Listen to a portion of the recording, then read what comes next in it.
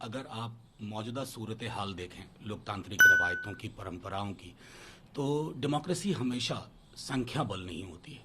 संख्या बल और नैतिक बल, उसके साथ साथ दो विकल्प, ये मेरे और हरिवंश जी के बीच की लड़ाई नहीं है। ये दो प्रस्थापनाओं के बीच एक मैं समझता हूँ कि चुनाव करना है लोगों को।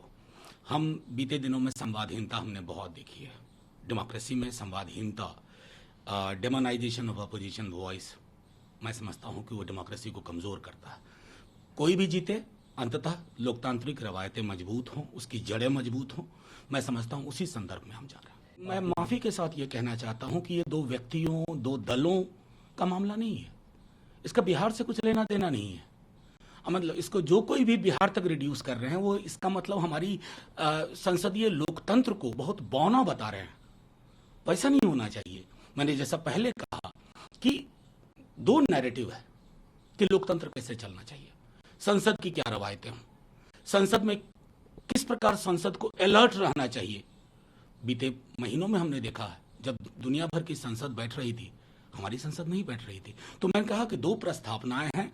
ये हरिवंश जी और मनोज झा के बीच का मामला नहीं है, ये बिहार अफेयर नहीं है, ये संसदीय लोकतंत्र, इसकी महान परंपराओं में दो विभिन्न प्रस्थापनाओं के बीच में संघर्ष।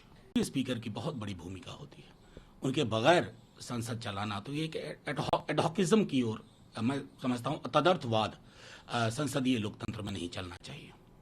सर, नए केसेज 1209 मौत पिछले 24 घंटे में, क्या कहेंगे? देखिए, मैं क्या कहूँ, संभवतः आप ही के माध्यम से मैंने 2 दिन पहले कहा था कि वीकेंड तक कहीं ऐसा ना हो जाए, रविवार तक, कि हम 1 लाख के मार्क को आ जाए। और वो अपने आप में एक एंग्जाइटी को जन्म देता है, सामूहिक चिंता का विषय होना चाहिए।